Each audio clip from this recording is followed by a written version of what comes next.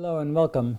My name is Biagio Mazza, Pastoral Associate at St. Sabina Parish in Belton, Missouri, and I'm here to welcome you to our Do You Know series. A while ago we began a series on what it means to be Catholic and produced 4 videos in that series. But because of the calendar, we decided to interrupt the series and focus on the Sunday Gospels during the season of Lent in Lectionary Year A.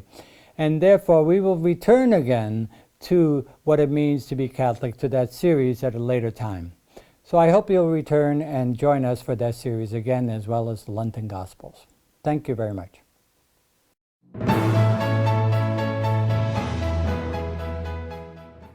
Hello and welcome. My name is Biagio Mazza, Pastoral Associate at St. Sabina Parish in Belton, Missouri, and I'm here to welcome you to another Do You Know series question. As we continue our reflections on our lived faith experiences, we begin a mini-series on the Gospels, the Lenten Gospels, in Lectionary Year A. In all 3 cycles, the first and second Sundays of Lent are focused on similar stories from the different Gospels. The first one, the first Sunday of Lent, is always focused on the temptation of Jesus, and the second Sunday is always focused on the transfiguration of Jesus. The reason why the temptation was put in the first Sunday of Lent is simply because it connects with Jesus fasting for 40 days, which was the Lenten discipline that the tradition developed. So in Matthew's Gospel, therefore, today's Do You Know question focuses on the backdrop to the temptation of Jesus in Matthew's Gospel.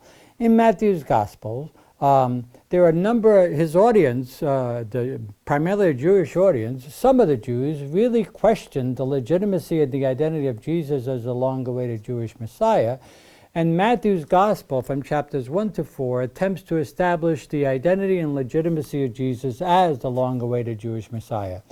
And so the temptation of Jesus is actually the culmination of this series of legitimacy event in the life of Jesus that Matthew tries to establish, follows directly upon Jesus' baptism, in which Jesus commits himself to live according to the lifestyle and the values that God directed in him, and takes on God's mission. And so the temptation directly follows the baptism, in which the Spirit present at the Jesus baptism, the Spirit drives Jesus into the desert to test his legitimacy and his identity. In other words, to find out clearly who he is and whose he is. And so as a result, we had the story, which is really more theological than it is historical. And in the temptation, Jesus is consistently compared with Israel. For example, the 40 days were connected with Moses, with Noah, with the wanderings in the desert, with fasting of both Moses and Elijah, and so on. So 40 becomes a time of fulfillment, a period of time in which some real fulfillment happens.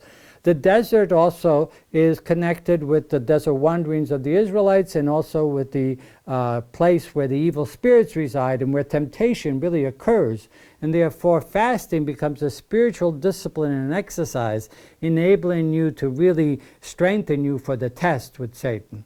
So twice, when the devil tempts Jesus, twice the temptation is focused on, if you are the Son of God, enabling Jesus to deny his identity and to give that up. And so the first temptation connects with bread, just like the temptation in the desert was with testing God, where do you supply bread for us?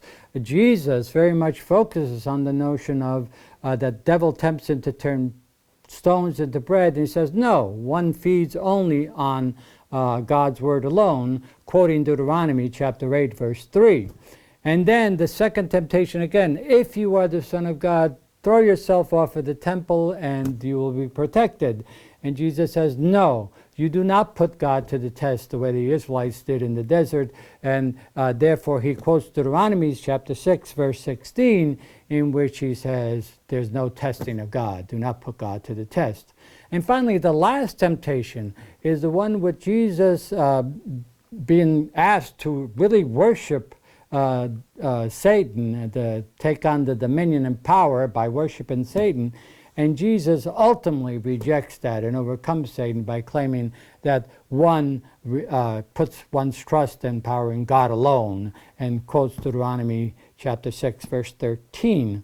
Now, all the quotes are from the book of Deuteronomy, which account the testing and the failure that the Israelites wandering through the desert failed in their relationship with God. Jesus overcomes all those tests and remains steadfast.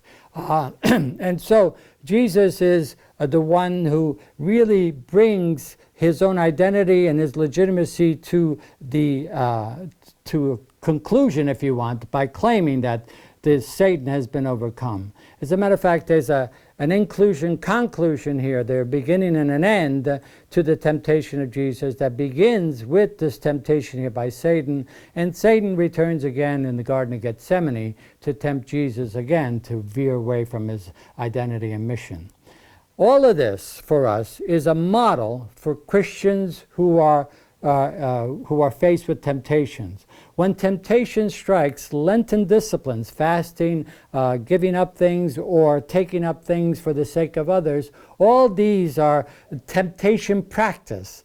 They enables us to take on something of the tests of the Christian life, enabling us to determine who we are and whose we belong. In other words, we are to focus essentially on our identity as Christians, as children of God, and Lent enables us to follow up Jesus in fasting and to remain steadfast the way he was in the face of temptation. So I hope this has helped to explain just a bit of the backdrop to the Jesus temptations in the Matthew's Gospel, and I hope you'll return again to more Do You Know series question as we continue our reflections on Lenten Gospels. Thank you very much.